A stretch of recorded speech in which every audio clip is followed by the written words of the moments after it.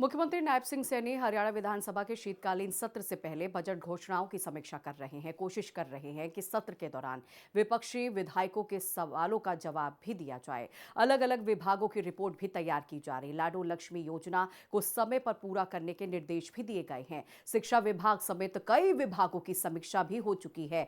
बाकी विभागों का काम भी चल रहा है। 18 दिसंबर से शुरू हो रहे शीतकालीन सत्र से पहले मुख्यमंत्री नायब सिंह सैनी एक्शन में हैं। वो लगातार बजट घोषणाओं को लेकर बैठकें कर रहे हैं। कोशिश है कि विपक्ष किसी भी मुद्दे पर सरकार को घेर नहीं पाए, हर एक का जवाब सरकार के पास हो। बीजेपी ने विधानसभा चुनाव में 217 वादे किए, इनमें से 54 वादे पूरे हो चुके हैं और 163 पर काम चल रहा है, जो बड़ी उपलब्धि है। विपक्षी विधायकों की तरफ से उठाए जाने वाले संभावित मुद्दों पर पलटवार के लिए भी रिपोर्ट कार्ड तैयार की जा रही है। सीएम सैनी की घोषणाओं के साथ बजट प्रस्तावों पर अब तक हुए काम के साथ लाडो लक्ष्मी योजना पर वो लगातार अपडेट ले रहे हैं। सभी अधिकारियों को साफ निर्देश है कि सभी योजनाओं, परियोजनाओं और घोषणाओं को समय के भीतर पूरा कर लिया जाए।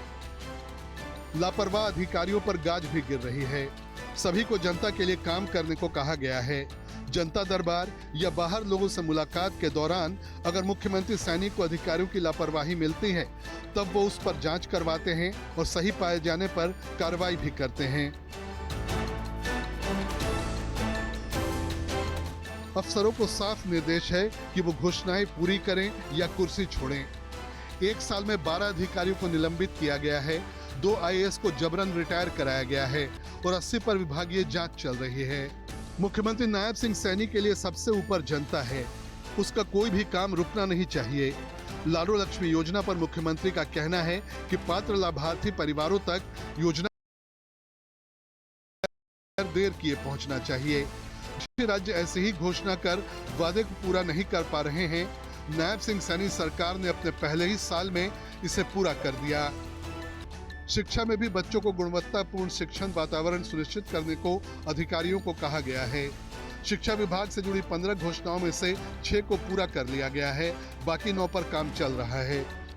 लंबित घोषणाओं को जल्द पूरा करना सरकार की प्राथमिकता में है, ताकि लोगों को परेशानी नहीं हो। सिंचाई विभाग की समीक्षा बैठक भी हुई। इसमें सीएम सैनी ने कहा कि सरकार की नीति गति, पारदर्शिता और जवाबदेही पर आधारित है। ये सुनिश्चित करना विभागीय अधिकारियों की जिम्मेदारी है कि हर घोषणा जमीनी स्तर पर परिणामों के रूप में दिखाई दे, किसानों को सिंचाई सुविधाओं का बेहतर लाभ मिले। विभागीय अधिकारी बैठकों में योजनाओं, परियोजनाओं और घोषणाओं की प्रगति रिपोर्ट प्रस्तुत करते हैं।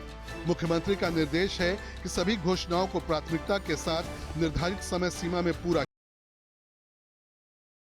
जनता से किए गए वादों को पूरी पारदर्शिता के साथ जमीन पर उतारा जाए।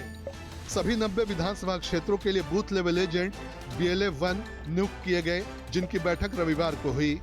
मुख्यमंत्री नायब सिंह सैनी, प्रदेश अध्यक्ष मोहन लाल बड़ौली के साथ तीनों महामंत्रियों ने SIR पर चर्चा की। प्रदेश अध्यक्ष बड़ौली ने कहा कि प्रदेश में मतदाता सूची का मिलान चल रहा है, इसके बाद SIR होगा। इसके लिए पार्टी BLO को ट्रेनिंग देगी कि कैसे SIR प्रक्रिया में सक्रिय रहना है, ताकि किसी योग्य मतदाता का नाम न कटे और किसी बाहरी का नाम नहीं जुड़े। इसलिए सभी को सजगता से काम करना है।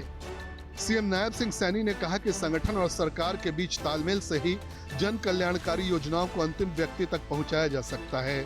उनकी सरकार हर वर्ग के लिए योजनाएं चला रही है।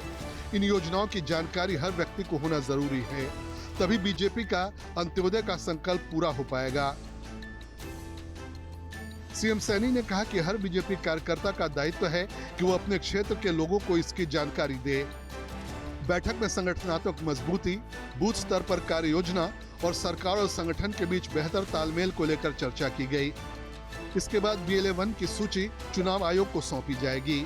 आगे BLA-2 के साथ भी सभी 90 विधानसभा क्षेत्रों में बैठकें होंगी, जिसके लिए शेड्यूल बनाया जा रहा है।